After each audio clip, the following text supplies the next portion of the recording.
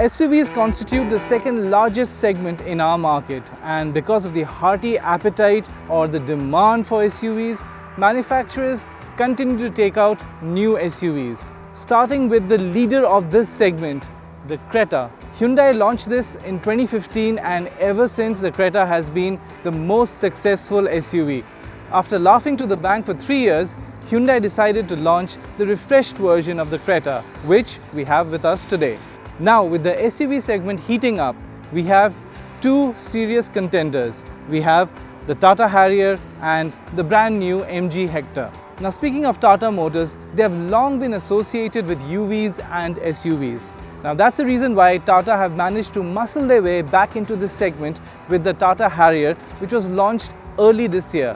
Now, the Harrier stands out with its distinctive design, has a very good road presence, but what makes it stand apart is the Land Rover Discovery chassis which it's based on. Therefore, this makes it a very capable SUV. Now, here's a pop quiz. What is something that we cannot live without? It's quite simple really, it is the mobile phone. In other words, connectivity. And connectivity is what the MG Hector is all about. With an embedded SIM, the Hector provides you with connectivity anywhere and everywhere you go, as long as the network is there. It has the presence of an old school SUV. That means that stands out in the crowd and actually bullies other cars. So now the variants we have with us is the Hector 1.5 litre petrol automatic, the Creta 1.6 litre automatic, and as the Harrier does not come with either a petrol engine or an automatic transmission, well, we have the 2 litre diesel top of the line variant. So let's find out which SUV fits your requirement.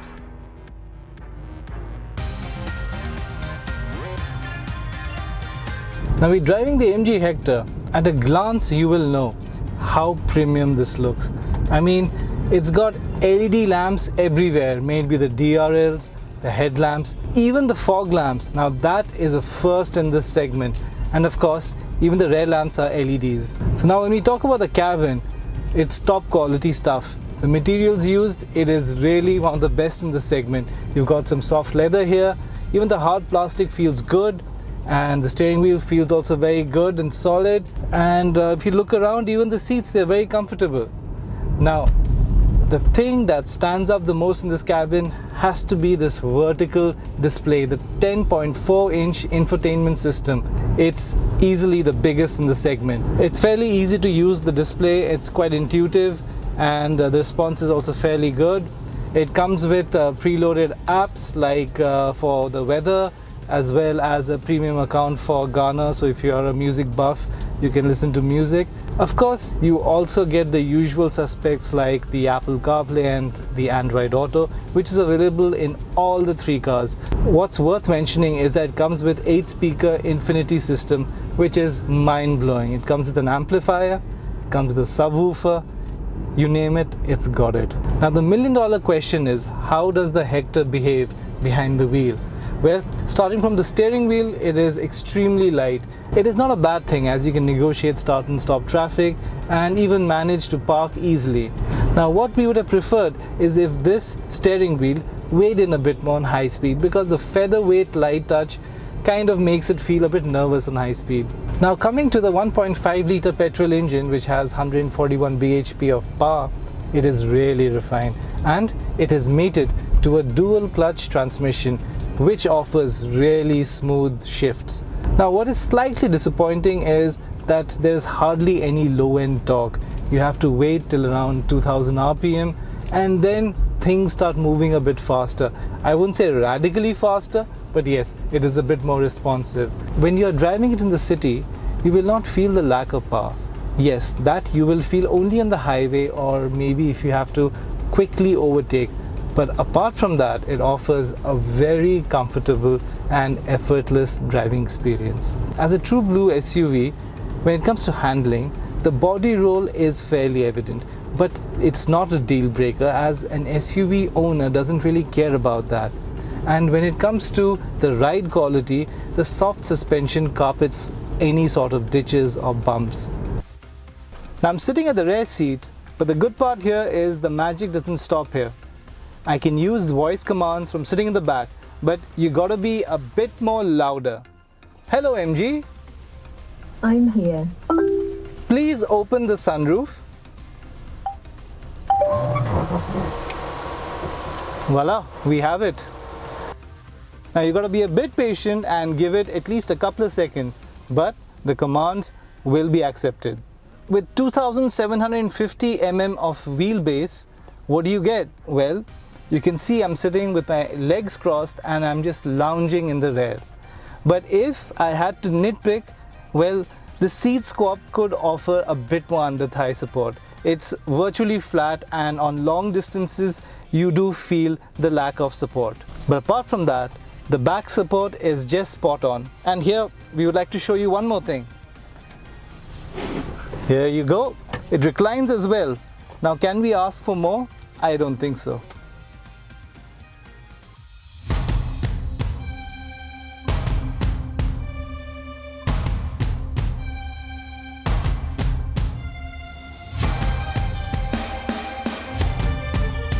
We are right now driving the Harrier. If you look at it from the outside, it looks quite impressive, especially the split headlamp design. Now you've got the DRLs on top and then comes the headlamps and finally it's the fog lamps. But you know, what I would have liked was if they had not used projector headlamps and would have gone for LED. I mean, come on, you need to add a little bit of that premium feel. But overall, if you cover the Tata badge, the Harrier looks like a Land Rover from any and all angles. That is how impressive the Harrier is. Now talking about the cabin, we have to give credit to Tata for using this mock wood which actually looks quite authentic. It adds that class of a touch which is required. Now if you look at the 8.8-inch infotainment system, it looks quite impressive, but if you take a closer look, it's got very thick bezels. Now the touchscreen is fairly responsive and intuitive, but again, with the thick bezels, it just looks pretty outdated. Also at the same time, I really don't understand if the infotainment system has a touchscreen, why do you need so many buttons? Like any modern vehicle or an SUV, the Harrier also comes with charging ports and auxiliary port as well. Now the catch here is, it is placed in such a way that you have to bend down, search for it. It's like basically you're playing hide and seek. It's highly inconvenient. Now coming to the 2-liter diesel engine, it is sourced from Fiat and it also powers the Jeep Compass. Now the difference between the two is that the Compass boasts over 170 bhp, while the Harrier on the other hand only gets 138 bhp. Now keeping in mind that the Harrier is heavier and bigger than the Compass, you do feel that weight and it does feel a bit underpowered, but not in the city. But on the highway, yes, it does feel wanting. Now what that means is that the turbo lag is quite prominent till around 1500 rpm, but then after that it does pick up some pace. Now what really stands out about the Harrier is its Land Rover Discovery Sport chassis. It just makes it a complete different beast altogether. It is fairly safe to say that in its segment it is the best handler. It takes on corners like no one's business. And when you talk about body roll, what body roll? There's absolutely no body roll at all. It is that good. Now the Harrier boasts of 2741 mm of wheelbase. Now what that means is plenty of knee and leg room, and of course a lot of shoulder room. Now I can just stretch my legs and can sit comfortably. On top of that, the seats are extremely comfortable and they provide under thigh support, which is a rare thing in this segment. Now if you're wondering where the AC vents are, no, they're not here in the center console. They're here in the side, but they're there, don't worry about it. On top of that, the Harrier also comes with a shelf in the doors where you can place your mobile phone right here comfortably. The Harrier's infotainment also comes with 9 speakers from JBL. Now also, you're wondering where do you charge your phone or your gadget? Well, not to worry, there is a charging port right here. You can't see it and it is a bit tough to reach, but it is there, trust me. You just have to bend over a bit more and it's there, you'll find it, don't worry about it.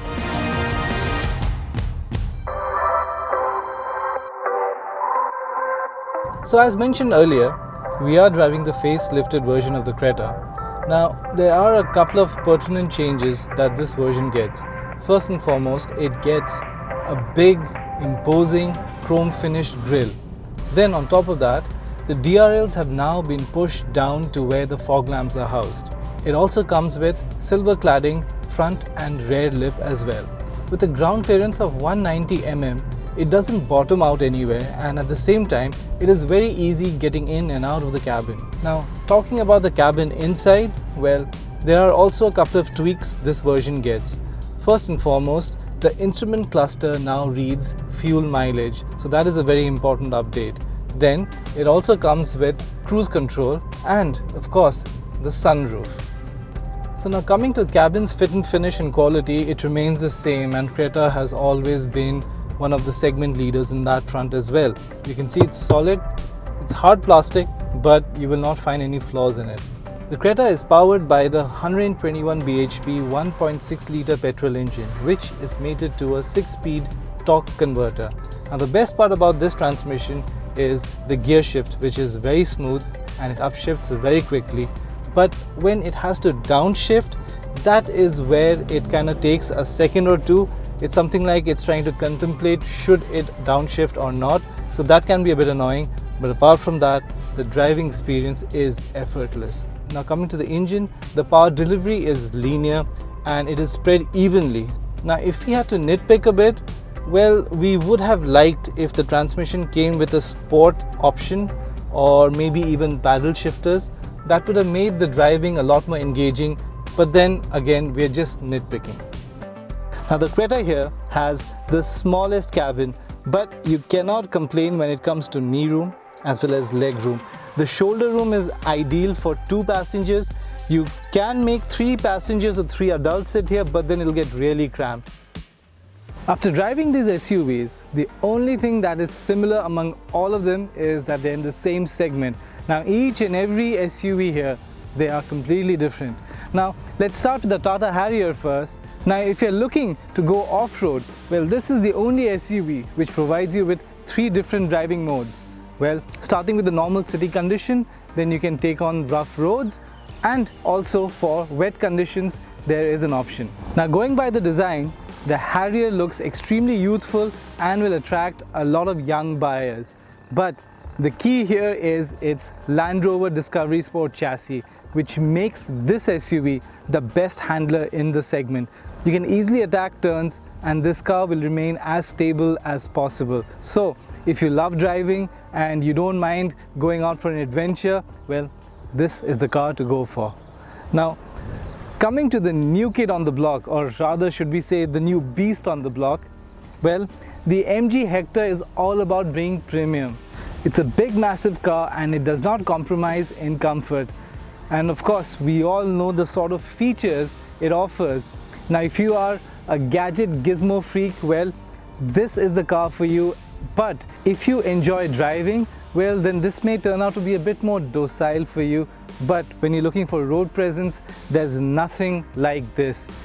Also, talking about both the Harrier and the Hector, well, very soon the 7-seater versions will also be introduced. Speaking of the Hector, it will be introduced within this financial year, while the Harrier will launch its 7-seater next year.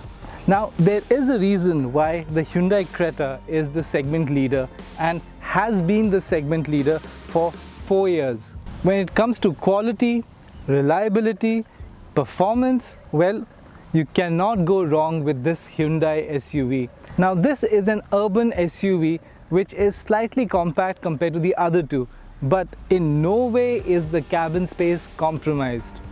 There is something that we'd like to mention. Now, maybe the Creta will continue to be the segment leader, but there is the Kia Seltos which will be launched next month. The Kia Seltos is actually going to be the 2nd generation Creta.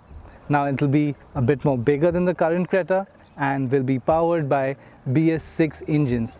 On top of that, whatever connectivity features the Hector is showing off right now or boasting about it, well, the Kia will also offer the same. So I would suggest watch and wait and find out what the Kia Seltos is all about before you make your decision. The verdict then is this: the Harrier is the best starter product on offer.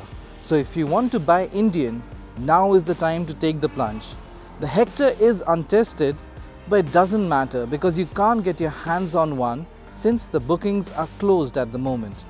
The Creta is tried and tested and will continue to be very successful for the brand.